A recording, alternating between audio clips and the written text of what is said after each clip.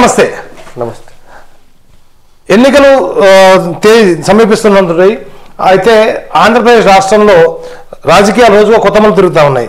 వైఎస్ఆర్సీపీ అధికార పక్షమైనటువంటి వైఎస్ఆర్సీపీలో నెంబర్ 2 స్థానంలో ఉన్నటువంటి విజయసాయి రెడ్డికి స్వయాన బామ్మర్ది అయినటువంటి ద్వారకానాథ్ రెడ్డి తెలుగుదేశం పార్టీలో చేరడం, అదే రకంగా కడప జిల్లాకు చెందినటువంటి ఒక ముఖ్య నాయకుడు, వైఎస్ఆర్సీపీ ముఖ్య నాయకుడు, ఎంతో కొంత ప్రభావం చూపగలిగినటువంటి నాయకుడు అయినటువంటి శ్రీరామచంద్రయ్య కూడా తెలుగుదేశం పార్టీలో చేరడం అనేది ఒక అంశం. అయితే ఆంధ్రప్రదేశ్ ముఖ్యమంత్రి అయినటువంటి జగన్మోహన్ రెడ్డి గారికి స్వయాన సోదరి ఆయన జైల్లో ఉన్నప్పుడు ఆయన కోసం అని చెప్పి కొన్ని వేల కిలోమీటర్లు పాదయాత్ర చేసి జగన్మోహన్ రెడ్డి కోసం ప్రచారం చేసినటువంటి వైఎస్ షర్మిల గారు కూడా మరి నిన్న కాంగ్రెస్లో చేరాలనేది మనకి అందరికీ విదితమే. ఈ సబ్జెక్ట్ మీద మనతో మాట్లాడే మన స్టూడియోలో ఉన్నారు అజయ్ అమృత్. అయితే విజయసాయి రెడ్డి వైఎస్ఆర్సీపీలో ఒక ప్రముఖ పాత్ర పోషిస్తూ ఉన్నారు. అలాంటి విజయసాయి రెడ్డికి స్వయాన బామ్మర్ది అయినటువంటి ద్వారకానాథ్ రెడ్డి తెలుగుదేశం పార్టీలో చేరడాన్ని ఏ రకంగా చూడొచ్చు? ఇక్కడ విజయసాయి రెడ్డి గారు మొదటి వరకు చూస్తే 2019 ఎలక్షన్స్ అయిన కొన్ని నెలల వరకు కూడా ఆయన నెంబర్ 2 స్థానం ఉన్నారు. ఎప్పుడైతే జగన్మోహన్ రెడ్డికి జైలుకి వెళ్తాడు అని అనిపించిందో ఆ సమయంలో కొన్ని రూమర్స్ రావడం జరిగింది. ఆ సమయంలో విజయసాయి రెడ్డి గారు నెంబర్ 2 స్థానం ఉన్నారు కాబట్టి నెక్స్ట్ సీఎం ఆయనని చెప్పేసి కొంతమంది వైసీపీ నాయకులతో పాటు టీడీపీ నాయకులు కూడా ప్రచారం చేయడం జరిగింది. అలాగే ఆయన కొంతమందికి ఆయన ట్రస్ట్ ద్వారా, విజయసాయి రెడ్డి చెందిన ఒక ట్రస్ట్ ద్వారా కొంతమందికి గిఫ్ట్ లాంటివి అందించారు. అందులో జగన్మోహన్ రెడ్డి గారి ఫోటో లేదు, కేవలం విజయసాయి రెడ్డి గారి ఫోటో మాత్రమే ఉంది. అది సీఎం పేషీకి రావటం, జగన్మోహన్ రెడ్డి గారు అలాగే భారతి గారు దాని మీద సీరియస్ అవటం, ఇతనేంటి మనకి ఆపోజిట్గా తయారవుతున్నాడు అని చెప్పేసి అతను పక్కన పెట్టడం అయితే జరిగింది. జగన్మోహన్ రెడ్డి గారి గురించి మనం గమనిస్తే ఎవరైతే తనకి పోటీగా వస్తారో వాళ్ళందరినీ తీసి పక్కన పెట్టేస్తాడు. తల్లిని పక్కన పెట్టేశాడు, బాబాయిని పక్కన పెట్టాడు, చెల్లిని కూడా పక్కన పెట్టేశాడు. విజయసాయి రెడ్డి ఒక లెక్క కాదు, కుటుంబ సభ్యుడి కాకపోయినప్పటికీ ఒక జీతగాడిని, ఆయన దగ్గర పనిచేసిన జీతగాడిని ఏ విధంగా తన స్థానంలోకి రాణిస్తాడు. కాబట్టి ఈ పోటీ వస్తాడనుకున్న అందరినీ తొక్కిపెట్టేయటం ఆయనకు అలవాటు. అదేవిధంగా నేను తప్ప ఎవరో అధ్యక్షుడు ఉండటానికి వీలేదని చెప్పేసి మన దేశంలో ఎక్కడ లేని విధంగా శాశ్వత పార్టీ అధ్యక్షుడిగా కూడా ప్రకటించుకున్న పరిస్థితి కూడా మనం చూసాం. సో ఆయన పరిస్థితి అయితే అయిపోయింది. ఇప్పుడు విజయసాయి రెడ్డి గారు నెంబర్ 2 కాదు, ఆయన ఒక ఎంపీల్లో ఒక ఎంపీ అంతే. అయితే ఇప్పుడు వైఎస్ఆర్సీపీలో ఎంతో కొంత ప్రాముఖ్యత ఉన్నటువంటి నాయకుడు విజయసాయి రెడ్డి గారు. ఒకప్పుడు ఉండేదండి ఆయన ప్రాముఖ్యత, ఇప్పుడైతే ఆయన తగ్గించేశారు. ఎప్పుడైతే ఆయన సీఎం రేస్లోకి వచ్చాడో, ఏదైతే వదంతులు వచ్చాయో, జగన్మోహన్ రెడ్డి ఫోటో లేకుండా ఈ గిఫ్ట్లు అయితే పంచడం జరిగిందో జగన్మోహన్ రెడ్డికి కోపం తెప్పించింది, అలాగే అభద్రతా భావం అనేది కల్పించింది. కాబట్టి ఆయన తీసి పక్కన పెట్టేసి ఇప్పుడు ఆయనకి ఎటువంటి ప్రాధాన్యత లేదు.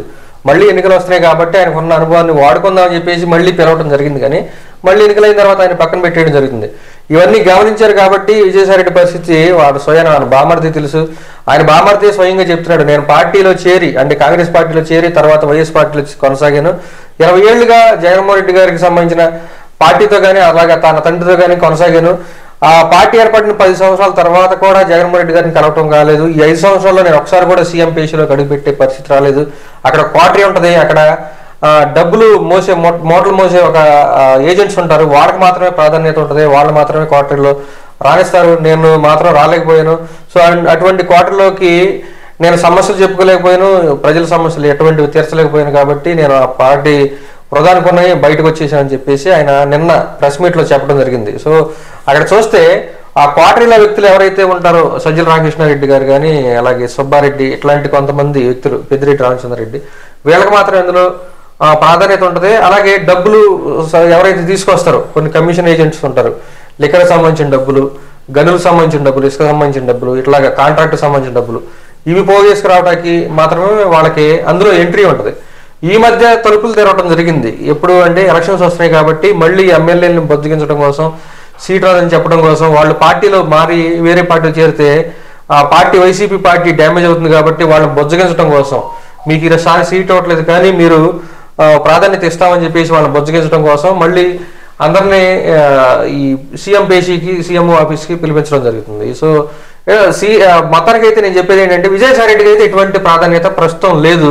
అది ఆయన బామర్దికి కూడా తెలుసు. అలాగే తన బామర్దికి సంబంధించిన కూతురు ఎవరైతే ఉన్నారో అలేఖ్య రెడ్డి గారు, మన మన తోడల్లుడు కూతురు ఆ విధంగా మొన్న పార్టీలో కూడా చేరడానికి ప్రయత్నాలు జరిగినాయని వార్తలు వచ్చినాయి. ఎప్పుడైతే ఎవరు అలేఖ్య రెడ్డి గారు తెలుగుదేశం పార్టీలో అలేఖ్య రెడ్డి గారు కాదండి, విజయసాయి రెడ్డి గారు తెలుగుదేశం పార్టీలో చేరతారని ఆ మధ్య వదంతులు వచ్చింది. ఎప్పుడైతే బాలకృష్ణ గారిని కలవటం జరిగింది, అలాగే చంద్రబాబు నాయుడు గారిని కలవటం జరిగింది. అంటే అది ఒక కుటుంబంలో ఒక జరిగినటువంటి ఒక సాడ్ ఇన్సిడెంట్ వల్ల దాంట్లో కలవడం అనేది వేరు. దాన్ని రాజకీయ రంగం పులవడం అనేది ఎంతవరకు కరెక్ట్ అంటారు?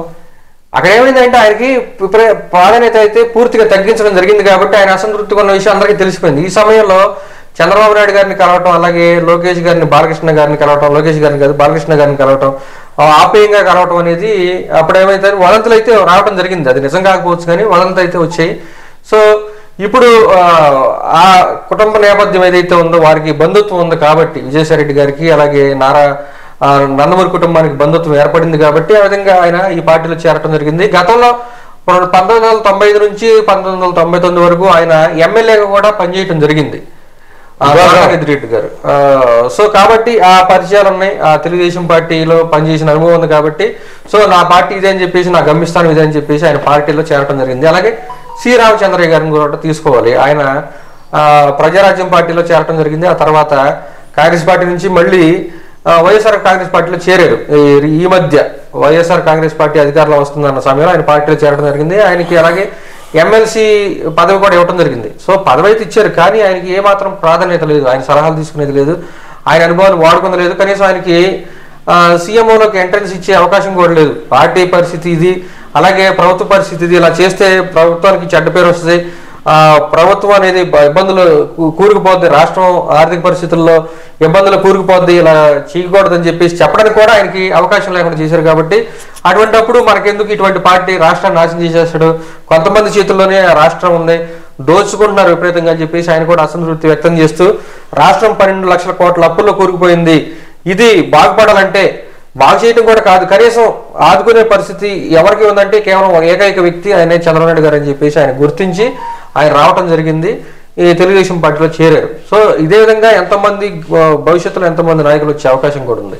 అంటే నిన్న మనం ఏంటంటే అటు గతంలో తెలుగుదేశం పార్టీలో పనిచేసి అంటే ఎన్నో పదవులు అనుభవించి మంత్రిగా కూడా పనిచేసినటువంటి అటు విశాఖ జిల్లాకు చెందినటువంటి దారి వీరభద్రరావు కూడా తెలుగుదేశం వైపు చూస్తున్నారని చెప్పి వార్తలు వినిపిస్తా ఉన్నాయి. ఆల్రెడీ ఆయన కొడుకు పార్టీలో చేరడం అయితే జరిగింది, దాడి వీరభద్రరావు గారి కొడుకు. అక్కడ ఏమైందంటే జగన్మోహన్ రెడ్డి గారికి కుడిపదంగా ఉండేవాళ్ళు 2014 వరకు కొడతాల రామకృష్ణ గారు. కొడతాల రామకృష్ణ గారికి ప్రత్యర్థిగా దాడి వీరభద్రరావు గారు ఉన్నారు. ఈ మధ్య ఏంటంటే జగన్మోహన్ రెడ్డి గారి తీరు నచ్చగా, అలాగే జగన్మోహన్ రెడ్డి గారు ఎట్లాగో ఓడిపోతారు కాబట్టి ఆయన పార్టీలో చేరినా కానీ ఇటువంటి లాభం లేదు, ఆయన పైగా పార్టీలో చేరినా కానీ మాత్రం ప్రాముఖ్యత ఉండదు, ఆయన మాత్రం పట్టించుకోవడం గౌరవం కూడా ఇవ్వడు. కాబట్టి అటువంటి వ్యక్తితో పార్టీలో చేరడం కంటే తెలుగుదేశం పార్టీలో చేరడం అనేది బెటర్ అనుకో అని చెప్పేసి ఆయన ఒక నిర్ణయానికి రావడం జరిగింది. అలాగే తెలుగుదేశం పార్టీలో చేరడానికి ఆయన రంగం సిద్ధం చేసుకుంటున్నాడు. ఇటువంటి సమయంలో దాడి వీరభద్రరావు ఆయనకి శత్రువైన దాడి వీరభద్రరావు గమనిస్తే ముందుగా ఆయన చేరితే నాకు ప్రాధాన్యత ఉండదు కాబట్టి నేనే చేరిపోవాలని చెప్పేసి ఆయన రావడం జరిగింది. ఎనీవే ఇక్కడ ఏమవుతుందంటే ఏదైనా కానీ బెల్లం చుట్టూ ఈగలు రావటం అనేది ఎట్లయితే ఉంటుందో చేమలు వస్తాయి అన్నట్టు అధికారంలోకి వచ్చే పార్టీ కాబట్టి సో ఆటోమేటిక్గా నాయకుల చేరికలు అనేవి జరుగుతుంటాయి. మొన్న ఈ మధ్య మనం చూసాం తెలంగాణలో కాంగ్రెస్ పార్టీ అధికారం వస్తున్నారని కానీ ఎక్కడెక్కడ నాయకులు అందరూ వచ్చి కాంగ్రెస్ పార్టీలో చేరడం జరిగింది వాస్తవం.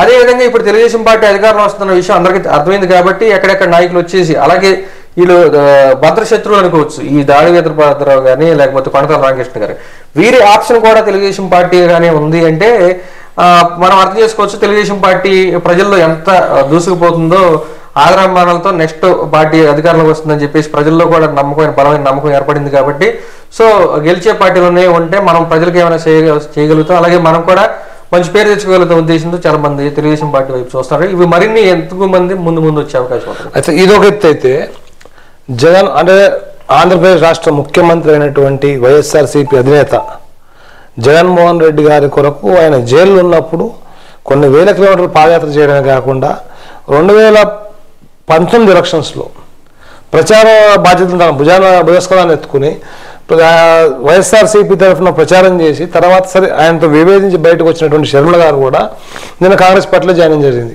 సో అంటే ఇది జగన్మోహన్ రెడ్డికి చెక్ పెట్టడం కొరకు అని చెప్పి కాంగ్రెస్ వాళ్ళు బలం పుంజుకోవడం కొరకు, అదే రకంగా వాళ్ళ సాంప్రదాయ ఓటు బ్యాంక్ ఏదైతే ఉంటుందో దాన్ని మళ్ళీ వెనక తెచ్చుకునే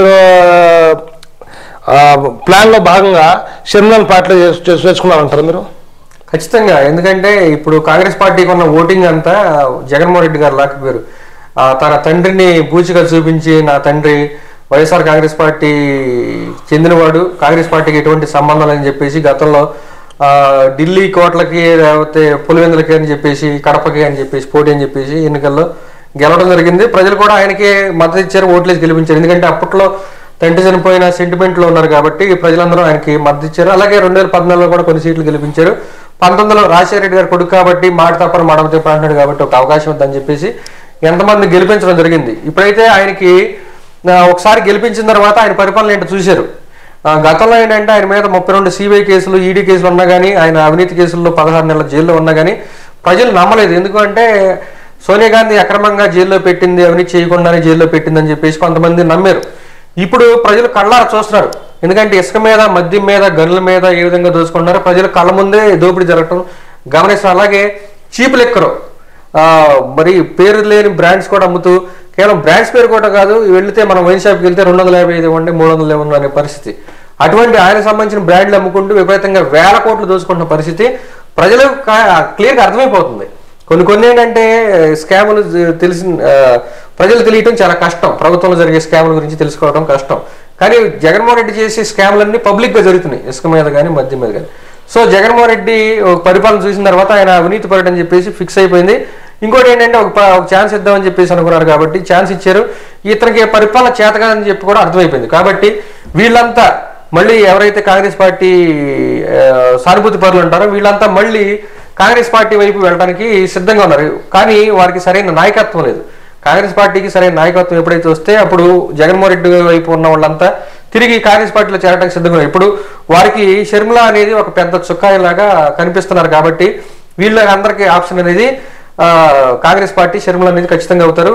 వైఎస్ఆర్ కాంగ్రెస్ పార్టీకి భారీగా డ్యామేజ్ అవుతుంది దీనివల్ల. ఎందుకు అంటే Congress party, YSR Congress party hard core voters ఎవరు అంటే ముఖ్యంగా ఎస్సీలు, ముస్లిం మైనారిటీలు.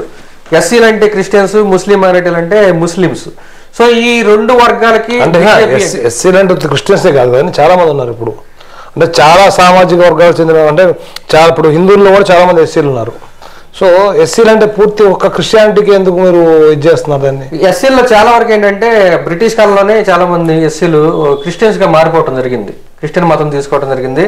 సో మెజారిటీ ఎస్సీలు ఎవరైతే తీసుకుంటే వాళ్ళు క్రిస్టియన్స్ గానే ఉంటారు. పేరుకి హిందూ మాదిగానే ఉంటుంది కానీ బట్ వాళ్ళు మాత్రం ఫాలో అయ్యే రిలీజన్ మాత్రం క్రిస్టియానిటీనే ఉంటుంది. సో ఎస్సీల్లో సంబంధించి 80 నుంచి 90% వరకు క్రిస్టియన్స్ ఉంటారు. సో ఈ జగన్మోహన్ రెడ్డి క్రిస్టియన్ కాబట్టి అని చెప్పేసి వీళ్ళందరూ జగన్మోహన్ రెడ్డిని ఓన్ చేసుకొని కూడా వాళ్ళు ఓట్లు వేయడం జరిగింది. ఇటువంటి వాళ్ళు అలాగే ముస్లిమ్స్ కూడా గతంలో జగన్మోహన్ రెడ్డి గారి తండ్రి అయిన రాజశేఖర రెడ్డి గారు ముస్లిమ్స్కి 4% రిజర్వేషన్ ఇచ్చారని చెప్పేసి వాళ్ళు కృతజ్ఞతా భావంతో తన కొడుక్కి ఓట్లు వేసి గెలిపించారు. మరి వీళ్ళు గెలిపించిన తర్వాత జగన్మోహన్ రెడ్డి ఏం చేస్తున్నాడు, వీరికి నచ్చని పార్టీకి, మోడీకి భజన చేస్తూ అడకపోయినా కానీ బిల్లులకి మద్దతు ఇస్తూ ఉన్నాడు. అలాగే ప్రత్యేక హోదా కోసం ఏమీ చేయట్లేదు, నిధులు రాబట్టడం కూడా ఏమీ చేయట్లేదు, కేవలం అప్పులు ఇస్తే చాలు నేను పబ్బం గడుపుకుంటాను విధంగా జగన్మోహన్ రెడ్డి గారు వ్యవహరిస్తున్నారు. అంటే అడ్డుపడుతున్నాను కదా, ఇప్పుడు అప్పుల మాట వచ్చింది కాబట్టి గతంలో 2014 నుంచి 2019 వరకు ఆంధ్రప్రదేశ్ రాష్ట్రాన్ని పరిపాలించినటువంటి తెలుగుదేశం పార్టీ కూడా ఆ రోజు అప్పులు చేసింది. మరి సో వాళ్ళు చేస్తే అప్పులు ఒప్పయింది, ఇవాళ వీళ్ళు అప్పు చేస్తే తప్పైంది అంటారు. ఇప్పుడు 2014లో పరిస్థితి ఏంటంటే అప్పటి వరకు మనకి మన రాష్ట్రానికి, ఉమ్మడి రాష్ట్రానికి ఆదాయాన్ని ఇచ్చే హైదరాబాద్ అనేది తెలంగాణకు వెళ్ళిపోయింది. అటువంటి పరిస్థితుల్లో ఆంధ్రప్రదేశ్కి ఆదాయాన్ని ఇచ్చే మార్గాలు ఎటువంటివి లేవు. సో ఆదాయం కల్పించాలి అంటే తప్పక అప్పులు చేయాలని పరిస్థితి.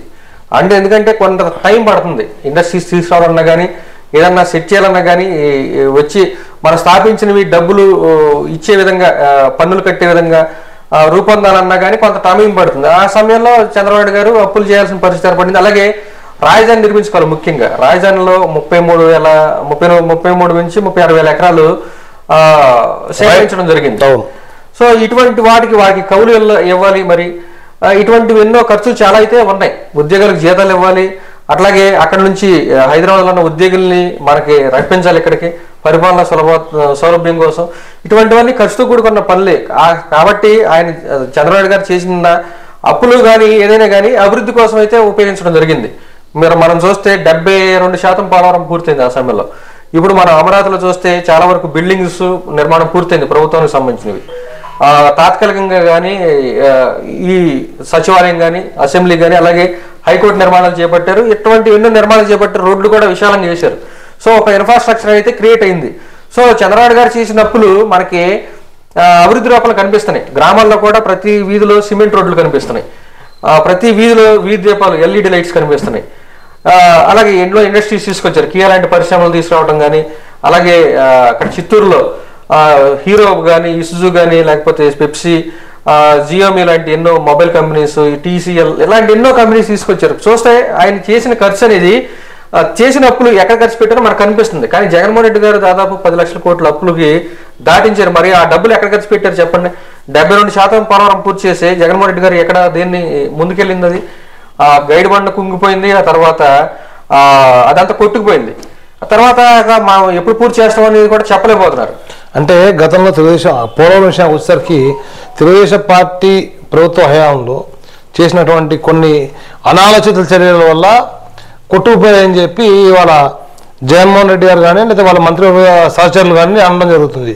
సో మరి మీరు చెప్పేది కరెక్టా, వాళ్ళు చెప్పేది కరెక్టా? ఇప్పుడు చూస్తే పులిచింతల గేటు కొట్టుకుపోయిందండి. తర్వాత అన్నవరం అన్నమయ్య డ్యామే మొత్తం కొట్టుకుపోయింది.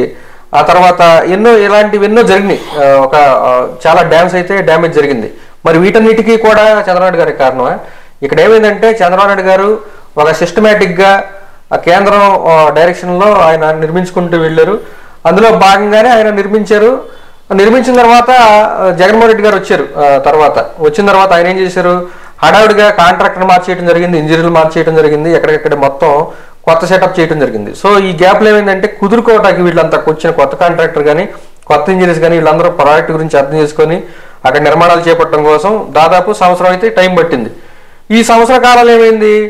ఆ సంవత్సరంలోపు పూర్తి అయిపోవాల్సిన ఏదైతే ఉందో ఇదంతా లేట్ అయింది. కాబట్టి ఆ తర్వాత వచ్చిన వరదలకు ఇదంతా కొట్టుకుపోయింది. కేవలం జగన్మోహన్ రెడ్డి చేసిన అనాలోచిత కారణాల వలన, నిర్ణయాల వలన ఈ కొట్టుకుపోవడం జరిగింది. ఈ పోలవరం అనేది లేట్ అవడం జరిగింది. ఇందులో చంద్రబాబు గారి తప్పేం లేదు. నిజంగా చంద్రబాబు గారు చేసినదే ఫాలో అయితే ఇప్పుడు పోలవరం అనేది డ్యామ్ ద్వారా నీళ్లు వస్తూ అలాగే కరెంటు కూడా ఉత్పత్తి అవడం జరిగేది. జగన్మోహన్ రెడ్డి చేసిన పాపం ఎప్పుడు పూర్తవుతుందో కూడా చెప్పలేము. ఎందుకంటే మరీ చంద్రబాబు గారు రావాలి, ఆయన గురించి పూర్తిగా అవగాహన. ఎందుకంటే ఆయన 46 సార్లు సోమవారం పోలవరం అని చెప్పేసి వెళ్ళి సందర్శించారు. దాని గురించి పూర్తి అవగాహన ఆయనకు మాత్రం ఉంది. ఈ మధ్య కూడా పోలవరాన్ని సందర్శించి ఆయన ఎంతో బాధతో ఆవేదనతో మాట్లాడటం జరిగింది. నేను ఎంతో కష్టపడ్డాను, 46 సార్లు వచ్చాను. జగన్మోహన్ రెడ్డి గారు ఎన్నిసార్లు వెళ్ళారు? కనీసం ఒక్క సంవత్సరానికి ఒకసారి కూడా వెళ్ళలేదు. ఆయన అయితే 46 సార్లు వెళ్ళారు. దాన్ని ఒక మొక్కుబడిగా పెట్టుకున్నారు ఆయన, ఎలాగైనా కానీ పూర్తి చేయాలని చెప్పేసి. ఏదైనా కానీ చంద్రబాబు గారు లాంటి నాయకుడు, విజన్ ఉన్న నాయకుడు రాడండి. ఆయన వస్తేనే రాష్ట్రం అనేది మళ్ళీ గాడిలో పడుతుందని.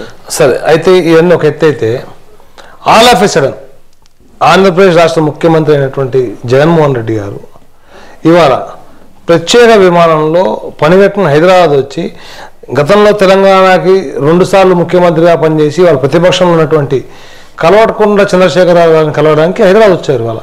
సో అంటే ఇది ఒక రాజకీయ కోణంలో చూడొచ్చా, లేకపోతే ఆయనకి మొన్న హిప్ సర్జరీ అయింది కాబట్టి పరామర్శించడానికి వచ్చారని చెప్పి అనుకోవచ్చా? ఈ సర్జరీ అయింది కాబట్టి ఏదో మాట వరుసకే రావటం జరిగింది. ఆయనకి రాజకీయంగా అయితే కేసీఆర్తో కొనసాగే అవకాశం లేదు. ఎందుకంటే ఆయన ఓడిపోయాడు. ఆయన సహాయ సహకారాలు జగన్మోహన్ రెడ్డికి అందే అవకాశం లేదు. గెలిచి ఉంటే ఖచ్చితంగా గెలిచిన వెంటనే వెళ్ళి ఆయన సానుభూతి చేయటమో లేకపోతే కంగ్రాచులేషన్ చెప్పటమో అది చేసి ఉండేవాడు. ఓడిపోయాడు కాబట్టి మనకు ఉపయోగపడ్డావు, వీటితో మనకి ఎందుకు ఉపయోగపడ్డని చెప్పి అనుకున్నప్పుడు రావడానికి ఇప్పుడు ప్రభుత్వ ఫార్మాలిటీకి వచ్చారు. ఫార్మాలిటీ ఓకే, అంటే ఒకటే గూటి పక్షులు కాబట్టి వాళ్ళ మధ్య. అంటే ఈ మాట నాది కాదు, మీ పార్టీ వారు అంటున్న మాట కాబట్టి అదే అంటున్నా. అంటే ఒకటే గూటి పక్షులు మీరు ఏది అంటున్నారు? ఖచ్చితంగా ఒకటే గూటి పక్షులు ఎందుకు అంటారంటే 2019 ఎలక్షన్ లో జగన్మోహన్ రెడ్డి గారికి 2000 కోట్లు ఫండింగ్ కేసీఆర్ గారు పంపించడం జరిగింది. అలాగే టీఆర్ఎస్ అంటే మీరు ఎలా చెప్తున్నారంటే 2000 కోట్ల ఫండింగ్ పంపించారని చెప్పి దగ్గరుండి మీ కళ్ళ ముందు ఆయన డబ్బులు ఇచ్చారు కాబట్టి ఆయన జగన్మోహన్ రెడ్డి గారు ఎన్నికల్లో ఆయన ఆ సమయంలో పంచడం జరిగింది. అది అందరికీ తెలిసిన సత్యమే. అదే విషయం చంద్రబాబు నాయుడు గారు కూడా మాట్లాడటం జరిగింది. ఎందుకంటే చంద్రబాబు నాయుడు గారు ఎటువంటి ఆధారం లేకుండా మాట్లాడరు. అలాగే నేను ఆ గతంలో అప్పట్లో నేను వైసీపీలో ఉన్నప్పుడు నాకు ఆ మాట వినిపించింది. నేను 2000 కోట్లు పంపించాడు కేసీఆర్ అని చెప్పేసి నేను ఆ సమయంలో వైసీపీలో ఉన్నప్పుడు విన్నాను. అదే మాట ఒక నెల రోజుల తర్వాత చంద్రబాబు గారి నోట విన్నాను. కాబట్టి నేను ఈ రెండు విన్నప్పుడు కన్ఫర్మ్ చేసుకున్నా. ఆ తర్వాత ఈ తలసాని శ్రీనివాస్ ఉన్నారు, ఆయన మంత్రి టిఆర్ఎస్ పార్టీలో, ఆయన వచ్చి ఆంధ్రప్రదేశ్లో ప్రచారం చేశారు. యాదవుల కోసం మీటింగ్ పెట్టి మీరంతా జగన్మోహన్ రెడ్డికి ఓటేయాలని చెప్పేసి వారంతా యాక్చువల్గా తెలుగుదేశం పార్టీ ఓటర్లనే ఆ విధంగా డైవర్ట్ చేయడం జరిగింది. సో అలాగే ఇక్కడ పోటీ చేసే మంత్రులు ఎమ్మెల్యేలు ఎవరైతే ఉంటారో హైదరాబాద్ రాష్ట్రంలో ఉన్న టీడీపీ ఎమ్మెల్యేలని బ్లాక్మెయిల్ చేసి భయపెట్టి మీరు పోటీ చేస్తే మీ ఆస్తులు కబ్జా చేస్తాం, మీ ఆస్తులు సీజ్ చేస్తాం, మీ ఆస్తుల మీద దాడులు చేపిస్తాం అని చెప్పేసి బ్లాక్మెయిల్ చేపించి ఆ విధంగా తెలుగుదేశం పార్టీని బాగా దెబ్బతీశాడు. సో వీళ్ళిద్దరైతే ఖచ్చితంగా తోడు దొంగలు అని చెప్పొచ్చు. అలాగే సహాయ సహకారాలు వీళ్ళిద్దరి మధ్య అయితే బంధుత్వం కాదు కానీ మిత్రత్వం అయితే ఉంది. ప్రస్తుతం మిత్రత్వం ఉన్నా కానీ పనికిరాని వాళ్ళని జగన్మోహన్ రెడ్డి పక్కకు చేర్చుకోడు, వాళ్ళ వైపు కూడా కన్నెత్తి చూడడం, ఇది ఫార్మాలిటీ కోసం. సో ఒకవేళ అదే మాట నిజమైతే కనుక ఇవాళ జగన్మోహన్ రెడ్డి గారు పని ఆయన చూడడం కోసం హైదరాబాద్ రావాల్సిన అవసరం అయితే లేదు కదా. ఇప్పుడు మనం ఏదైనా జరిగితే ఇన్సిడెంట్ జరిగిన వెంటనే స్పందిస్తారు ఎవరైనా కానీ. మనం చూస్తే చంద్రబాబు గారు ఎప్పుడైతే ఇన్సిడెంట్ జరిగిందో ఆయన హాస్పిటల్లో ఉన్నారో 2-3 రోజుల తర్వాత వెళ్ళి పలకరించడం జరిగింది. మరి ఇప్పుడు దాదాపు 4 రోజులు దాటిపోయింది, ఇప్పుడు వచ్చి పలకరించేది ఏంటండి? అంటే ఇప్పుడు ఆయన రాష్ట్రానికి ముఖ్యమంత్రి, పరిపాలన చేయాలి. రాష్ట్ర ముఖ్యమంత్రి మధ్యలో పెళ్లికి వెళ్ళారు, తర్వాత సభలకు వెళ్ళారు, ఆటికి వెళ్ళారు, ఇటుకి వెళ్ళారు. ఒకసారి వచ్చి పలకరించి వెళ్ళడానికి ఏమైంది? సో ఆయన కావాలంటే షెడ్యూల్ మార్చుకోవచ్చు, షెడ్యూల్ అంతేం బిజీ లేదు. ఆయన చేస్తుంది ఏంటంటే కేవలం తాడేపల్లి ప్యాలెస్ లో ఉంటూ ఎమ్మెల్యేలని వాళ్ళని పార్టీలు మారకుండా చేస్తున్న పనే అది. ఆయన ఇంకా అంతకుమించి ఏమి చేస్తుందే లేడు. బట్టన్ నొక్కడానికి కూడా డబ్బులు ఏమి లేవు ఖజానాలో. సో ఇంకేం చేస్తాడు ఆయన? ఆయన ముఖ్యమంత్రిగా చేస్తుంది కూడా ఏం లేదు. మనకు ముఖ్యమంత్రి ఎవరు అందరూ తెలుసు, సజ్జల రామకృష్ణారెడ్డి. ఈయన కేవలం బట్టన్ నొక్కడం మాత్రమే ముఖ్యమంత్రి. సో ఆయనకి అంత బిజీ కూడా ఏం లేదు. రావాలంటే వెంటనే ఆయన ఇన్సిడెంట్ జరిగినప్పుడు వెంటనే వచ్చి పలకరించి ఎలా ఉంది ఏంటనేది బాగోగులు కనుక్కోవచ్చు. ఇప్పుడు వచ్చాడంటే ఏదో నాలుగు వ్యవస్థ రావాలి బాగోదు అన్నట్టు వచ్చారు అంతేగాని ఆయనకి నిజంగా కేసీఆర్ నిజంగా గెలిచుంటే ఆగ్నేయకాల మీద వచ్చేసిండు వాడు. సో జగన్మోహన్ రెడ్డి గారికి ఈ విధంగా నేను చెప్తుంది ఏంటంటే ఆయన మనిషి క్రూరత్వం ఉన్న మనుషుల్ని ఎలా వాడుకోవాలో ఆయనకు బాగా తెలుసు. ఉపయోగపడతారు అనుకుంటేనే వాళ్ళని పక్కకు తీసుకుంటారని నేను చెప్తున్నాను. సో చూద్దాం మరి ఆంధ్రప్రదేశ్లో రాజకీయాలు ఇంకెన్ని మలుపులు తిరుగుతాయో రానున్న రోజుల్లో. సో ఇదండి వాటి విషయం. చూస్తుండండి మరిన్ని తాజా అప్డేట్ కోసం మా ఛానల్. Thank you.